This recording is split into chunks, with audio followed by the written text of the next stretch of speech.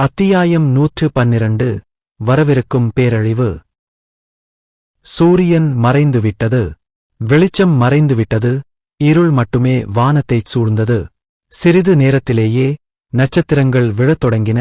சிவப்புப் புள்ளிகள் வானத்தை நிரப்பத் தொடங்கின. அது என்ன? இது தெய்வங்களின் குறும்புத்தனமாக இருக்க முடியுமா?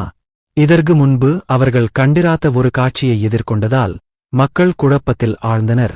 ஒரு பெரிய இயற்கை சக்தியின் முன் அவர்கள் உணர்ந்த முக்கியத்துவமின்மை இதுதானா? மக்கள் ஒருவரையொருவர் பயத்துடன் பார்த்துக் கொண்டனர். பின்னர் அவர்கள் நீண்ட காலமாக மறந்துவிட்ட ஒன்றை நினைவு கூர்ந்தனர். அப்படி இருக்க முடியுமா? பல நூற்றாண்டுகளுக்கு முன்பு கண்டத்தை பயமுறுத்திய ஒரு பேரழிவின் இருப்பை நினைவு கூர்ந்து அவர்கள் மூச்சுத் திணறினர். ஒரு காலத்தில் புராணக்கதை என்று நிராகரிக்கப்பட்ட அந்த உயிரினம் திரும்பி வந்துவிட்டதை உணர்த்தல் உதயமானது. எல்லோரும் ஓடுங்கள்! அவர்களின் நினைவுகளில் படிந்திருந்த பயம் கிளர்ந்தெழுந்தது. அதைத் தொடர்ந்து ஏற்பட்ட குழப்பத்தில் மக்கள் தப்பிக்க அவசரமாக ஒருவரையொருவர் தள்ளிக்கொண்டும் இருந்தனர். பெரியவர்கள் தங்கள் குழந்தைகளின் கைகளை பற்றிக் கொண்டனர். ஆனால் கூட்டம் ஏற்கனவே ஒரு கொந்தளிப்பான குழப்பமாக மாறிவிட்டிருந்தது. இதற்கு நடுவில் தாயின் கையை இழந்த ஒரு குழந்தை துக்கத்துடன் அழுதது. ஆனால் யாரும் கவனிக்கவில்லை.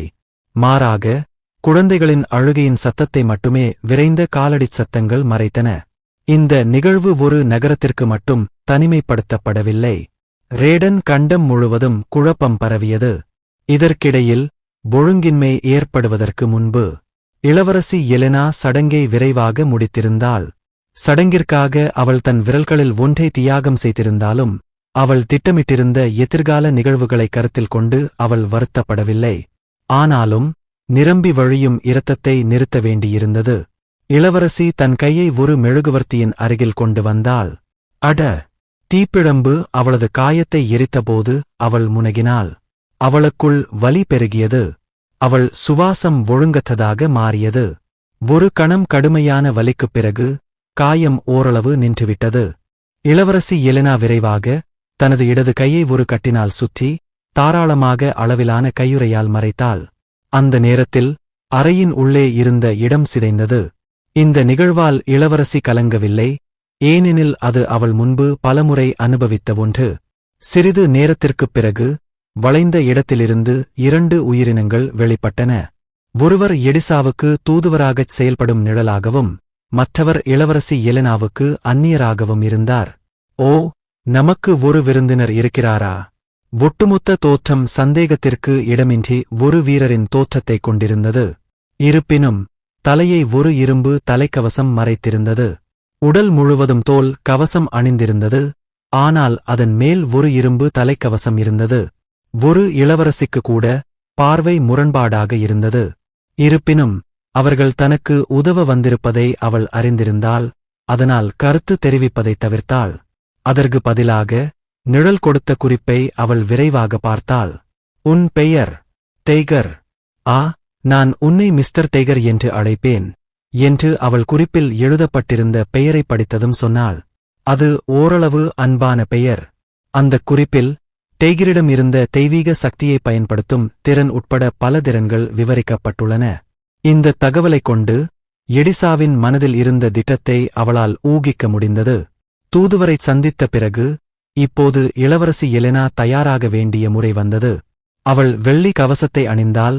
இருப்பினும் தன்னை முறையாக ஆயுதபாணியாக்க அவளுடைய பணிப்பெண்களின் உதவி தேவைப்படும். இப்போது அது வெறும் காட்சிக்காக மட்டுமே.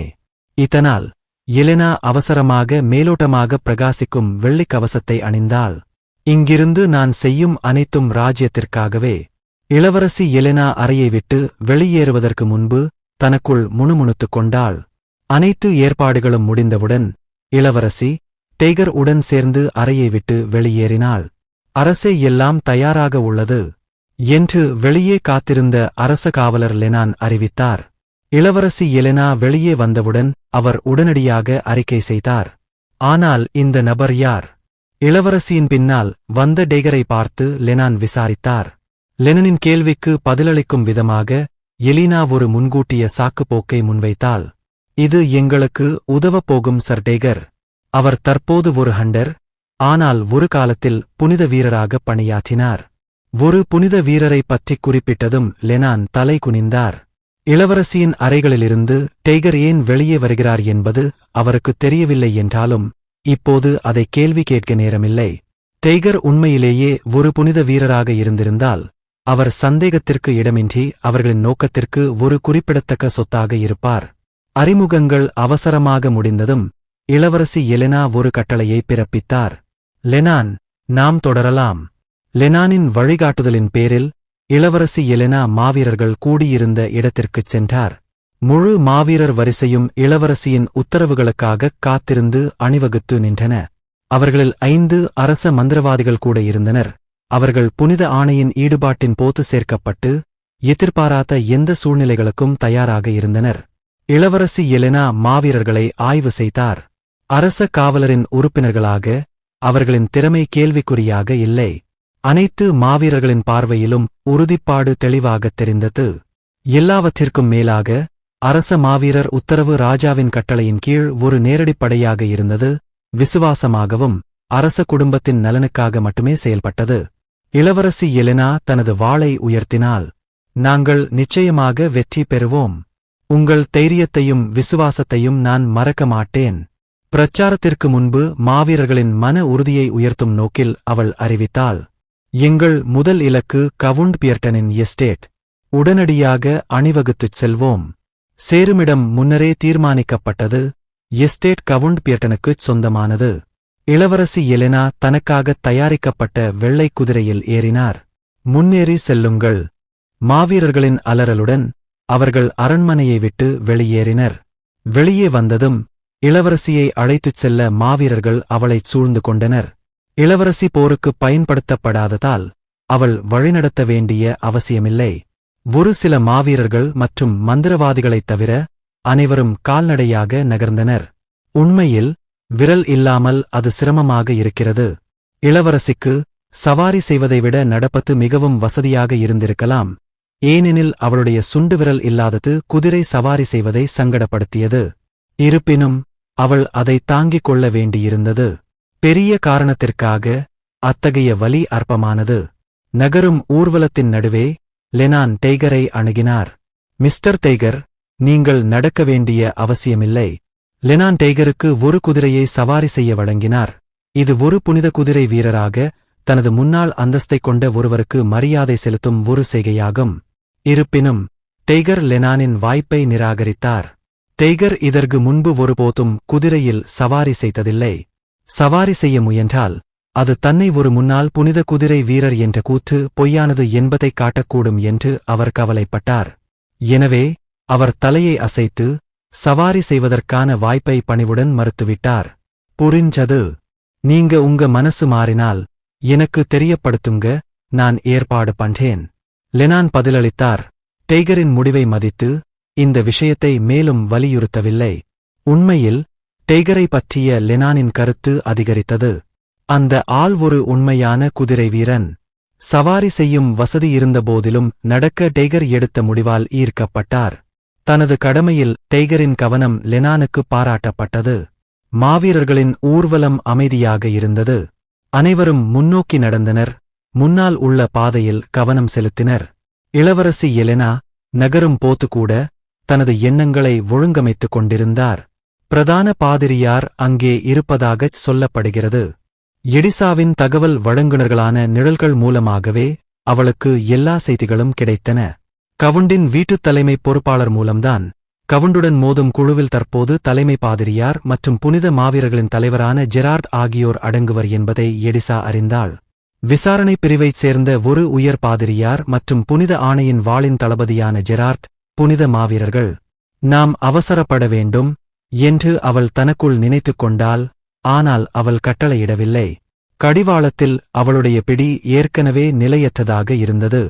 அதற்கு பதிலாக புனித ஆணையின் பிரதிநிதிகளை சந்தித்தவுடன் அவர்களை எவ்வாறு அணுகுவது என்பதைக் கருத்தில் கொண்டு தற்போதைய வேகத்தை அவள் பராமரித்தார். அடுத்து நடந்தது மிக முக்கியமானது. முதல் தடையாக பிரதான பாதிரியார் மற்றும் ஜெரார்ட்டுடன் பேசுவது இருந்தது. அவர்கள்தான் தூதுக்குழுவின் பின்னணியில் இருந்த சக்திகள். கவுண்ட் பியர்டனின் பிரச்சினைக்கு சிறந்த முடிவு கவுண்டருடன் அதை தீர்த்து வைப்பதே என்பதால் அவர்கள் மூலம் பிரச்சினையை தீர்ப்பது மிக முக்கியமானது. தலைமை பாதிரியார் அரச குடும்பத்தை பொறுப்பேற்க வைக்க முடிவு செய்தால் அது விஷயங்களை சிக்கலாக்கும். இளவரசி எலெனா, கவுண்ட் பியர்டன் அவர்கள் வரும் வரை சிறிது நேரம் நின்றுவிடுவார் என்று நம்பினார். ஆனாலும் அப்படி இல்லையென்றால் அவள் அதிகமாக கவலைப்படவில்லை. அவள் மிகவும் நிம்மதியாக உணர்ந்தாள். இப்போதைக்கு துணைத் தளபதியும் இயக்கத்தில் இருக்க வேண்டும், இல்லையா? எடிசா வற்புறுத்திய புனித மாவீரர்களின் துணைத் தளபதியான ரியானாவும் பிரபுக்களின் தோட்டங்களை தாக்குவார். பிரபுக்களின் பிரிவைச் சேர்ந்த பிரபுக்களின் தோட்டங்களுக்குள் எலும்புக்கூடுகள் ஊடுருவியிருந்ததால் அவர்களை மதவெறியர்களாக சித்தரிப்பது எளிதான காரியமாக இருந்தது. நிச்சயமாக ஒவ்வொரு பிரபுவின் தோட்டமும் எலும்புக்கூடுகளால் சிக்கியிருக்கவில்லை. எல்லாவற்றிற்கும் மேலாக ஒரு நீண்ட வாளை எளிதில் மிதித்துவிடலாம். உண்மையில் கவுண்ட் பியர்டனின் தோட்டத்தில் ஊடுருவிய எலும்புக்கூடுகள் மற்றவர்களை விட குறைவாகவே இருந்தன. இளவரசி எலெனாவின் உத்தி அங்கு நிற்கவில்லை. அரச குடும்பத்தைச் சேர்ந்த தேர்ந்தெடுக்கப்பட்ட சில பிரபுக்களுடன் அதே தந்திரத்தை அவள் பயன்படுத்தியிருந்தால் எல்லா தொடர்புகளும் அந்த உன்னதமான பிரிவை மட்டுமே சுட்டிக்காட்ட வேண்டுமா? யாராவது சந்தேகப்படலாம மூலையில் சிக்கினால் ஒரு எலி கூட பூனையைக் கடிக்கும். சிலர் அறிந்திருந்தால் அதை ஒரு கொடூரமான செயல் என்று அழைக்கலாம். ஆனால் எலெனா மீண்டும் பிறக்கும் ராஜ்ஜியத்திற்காக ஒரு தீர்க்கமான தேர்வை எடுத்திருந்தார். அரச அதிகாரத்திற்கு எதிரான எந்தவொரு நடவடிக்கையும் தொடக்கத்திலிருந்தே மரணதண்டனைக்கு தகுதியான ஒரு துரோகச் செயலாகும். மேலும் அந்த உன்னத பிரிவின் நடத்தை அரச குடும்பத்தை வெளிப்படையாக கேலி செய்வதாக இருந்தது. இது இயற்கையாகவே எலெனாவை கோபப்படுத்தியது. தற்போதைய சூழ்நிலையை பிரபுக்களின் அதிகாரத்தை குறைப்பதற்கான ஒரு வாய்ப்பாக அவள் கண்டாள். பிரபுக்கள் தங்கள் சொந்த பிரதேசங்களிலிருந்து தனித்தனியாக தலைநகரில் எஸ்டேட்களை வைத்திருந்தனர். தலைநகரில் நிலத்தை சொந்தமாக வைத்திருப்பது அனுமதிக்கப்படவில்லை என்றாலும் அது அரச குடும்பத்திற்கு சொந்தமானது என்பதால் எஸ்டேட்களை சொந்தமாக வைத்திருப்பது அனுமதிக்கப்பட்டது.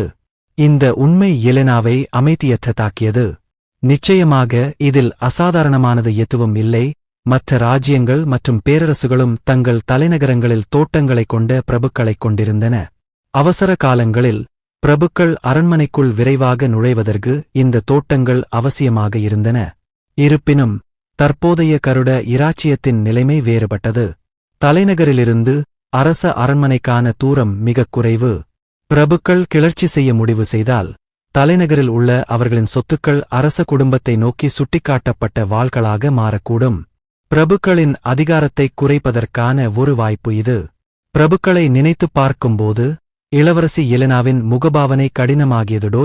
இந்த விஷயம் வெற்றிகரமாக தீர்க்கப்பட்டால் பிரபுக்களிடையே ஒரு பெரிய மாற்றம் ஏற்படும். பிரபுக்களின் பிரதேசங்கள் தங்கள் எஜமானர்களை இழக்கும்.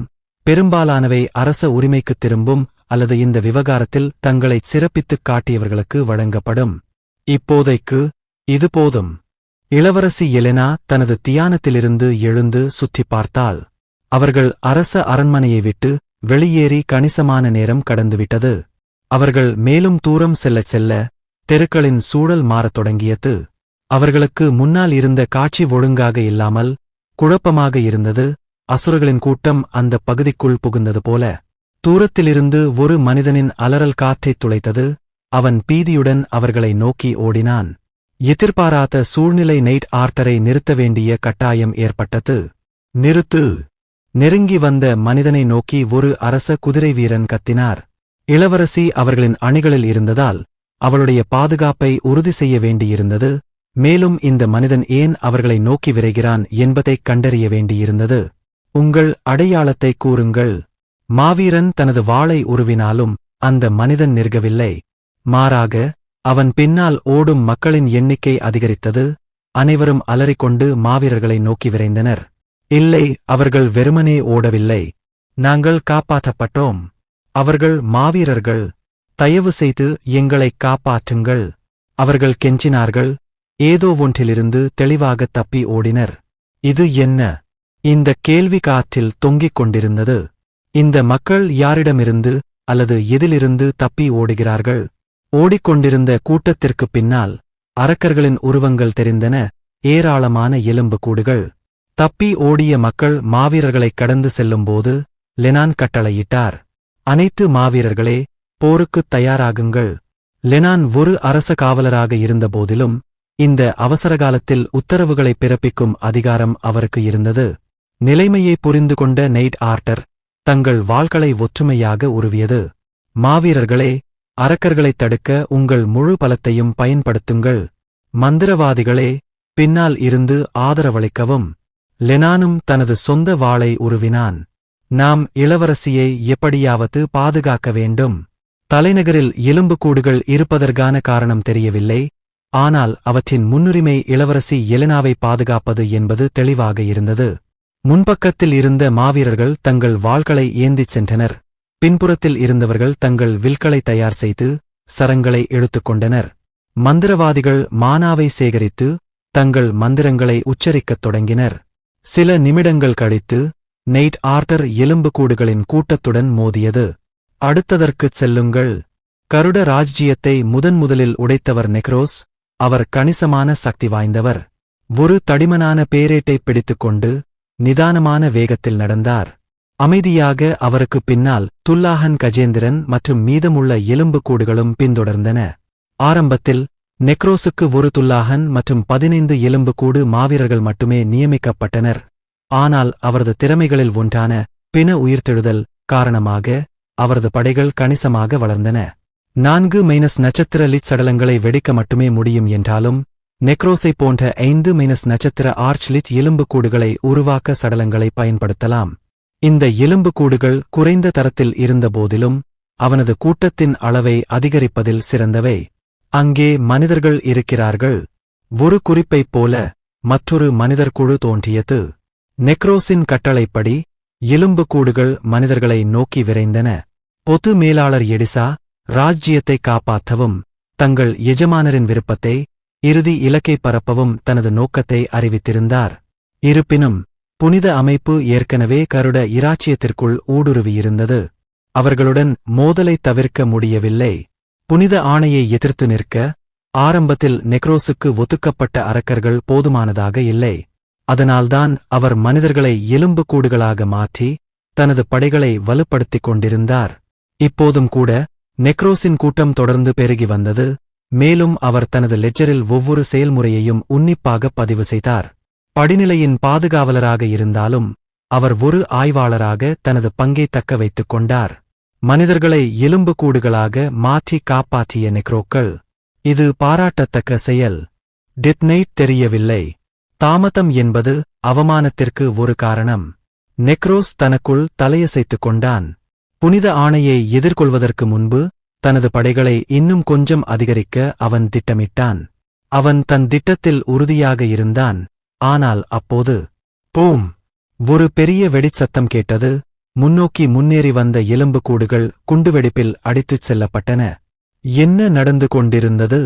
திடீர் திருப்பத்தை புரிந்து கொள்ள முயன்று நெக்ரோஸ் போர்க்களத்தை ஆய்வு செய்தார். மாவீரர்களில் நெக்ரோஸ் ஒரு உருவத்தைக் கண்டார். அது டைகர் நைட் ஆர்த்தரின் நடுவே நின்றது. இது எதிர்பாராதது. இந்த நடவடிக்கையில் டைகர் மையமாக இருந்ததாக எடிசா குறிப்பிட்டிருந்தார். ஆனால் நெக்ரோஸ் எதிர்பார்த்ததை விட மிக விரைவாக அவரை சந்தித்தார். எல்லோரும் பின்வாங்க. நெக்ரோஸ் விரைவாகச் செயல்பட்டார். பின்வாங்கி மீண்டும் அணிதிரள்வதே முன்னுரிமையாக இருந்தது. அவரது கட்டளைப்படி மீதமுள்ள எலும்புக்கூடுகள் பின்வாங்கத் தொடங்கின. அங்கே டிமன் வாளின் உரிமையாளர் துல்லாஹன் பேச ஆரம்பித்தான். ஆனால் நெக்ரோஸ் அதன் திசையைப் பார்த்ததும் உடனடியாக வாயை மூடிக்கொண்டான். டிமன் வாள் மீதான வெறியைக் காட்டுகிறது. இதற்குத் திருத்தம் தேவை. ஒரு மோசமான சூழ்நிலையிலும் கூட நெக்ரோஸ் தனது பேரேட்டில் பதிவு செய்வதை நிறுத்தவில்லை. நமது மாஸ்டர் சேவை செய்யும் ஒரு வீரராக டைகர் உண்மையாகவே இருக்கிறார். ஊடுருவலில் சிறந்து விளங்குகிறார். இது பாராட்டத்தக்கது. டெத் நைட் இன்னும் தன்னை வெளிப்படுத்திக் கொள்ளவில்லை. இது ஒரு மிட்பாஸுக்கு ஒரு கடுமையான தகுதியிழப்பு. நெக்ரோஸ் கவனமாக குறிப்புகள் எழுதும்போது வானம் இருண்டு போனது. சிறிது நேரத்தில் சிவப்புப் புள்ளிகள் வானத்தை நிரப்பின. நெக்ரோஸால் அதை உணர முடிந்தது. அவர் படிநிலையின் பாதுகாவலராக ஆனபோது ஏற்பட்டதைப் போன்ற ஒரு உணர்வு அது. வானத்திலிருந்து வெளிப்படும் சக்தியின் மூலத்தை கூட அவரால் உணர முடிந்தது. நெக்ரோஸ் தலையசைத்தான். எதிர்பார்த்தது போலவே டெத் நைட் சிறப்பாக செயல்படுகிறது. இது பாராட்டுக்குரியது. நீ மோசமான உயிரினம். நீ உண்மையிலேயே மனிதகுலத்திற்கு துரோகம் செய்துவிட்டாயா? தலைமை பாதிரியார் தனது காயங்களைப் பற்றிக் கொண்டு கவுல்ட் பியர்ட்டனை பார்த்து முறைத்தார். இல்லை, அது அப்படியில்லை. சாக்குப்போக்குகள் தேவையில்லை. கவுண்ட் பேச முயன்றார். ஆனால் பாதிரியார் அதை அனுமதிக்கவில்லை. நாம் இந்த இடத்தை உடனடியாக காலி செய்ய வேண்டும். தளபதியான ஜெரார்ட் பிரதான ஆசாரியரை வற்புறுத்தினார். இருப்பினும் பாதிரியார் தனது நிலைப்பாட்டில் உறுதியாக இருந்தார். சில நிமிடங்களுக்கு முன்பு புனித ஆணையுக்கு நிலைமை சாதகமாக இருந்தது. ஆனால் இப்போது காட்சி வெகுவாக மாறிவிட்டது. புனித பிரிவின் பெரும்பாலான புனித மாவீரர்கள் படுகொலை செய்யப்பட்டனர். அதே விதி கவுண்ட் பியர்ட்டனின் மாவீரர்களுக்கும் ஏற்பட்டது. ஆரம்பத்தில் விருந்து மண்டபத்தில் விளக்குகள் அணைக்கப்படுவதுதான் பிரச்சனையின் ஒரே அறிகுறியாக இருந்தது. ஆனால் பின்னர் வானத்திலிருந்து இருள் இறங்கியது, நட்சத்திரங்கள் விழுந்தன, எண்ணற்ற சிவப்பு புள்ளிகள் அவற்றை மாற்றியது. இது எதை குறிக்கிறது என்பதை பிரதான பாதிரியாரும் தளபதி ஜெரார்ட்டும் நன்கு அறிந்திருந்தனர். அதேபோல் அங்கிருந்த அனைவரும் அறிந்திருந்தனர். கடந்த கால பேரிடரின் மறு எழுச்சியாக அவர்கள் அதை உணர்ந்தனர். ஆனால் அவர்கள் நிலைமையை புரிந்து கொண்டபோது அது மிகவும் தாமதமாகிவிட்டது. ஏன்? தலைமை பாதிரியார் துக்கம் நிறைந்த குரலில் புலம்பினார். பின்னர் அவர் எண்ணிக்கைக்கு அருகில் நின்றிருந்த பொருளைக் கவனித்தார். ஆபத்தானது. இது என்னால் எதிர்த்துப் போராட முடியாத ஒரு உயிரினம். எண்ணிக்கையின் அருகில் ஒரு உயிரினம் நின்று கொண்டிருந்தது. அதிலிருந்து மரணம் வெளிப்பட்டது போல் தோன்றியது. இந்த உயிரினம் தோன்றியவுடன் புனித மாவீரர்கள் வீழ்ந்தனர். அனைவரும் உடனடி மரணத்திற்கு ஆளானார்கள்.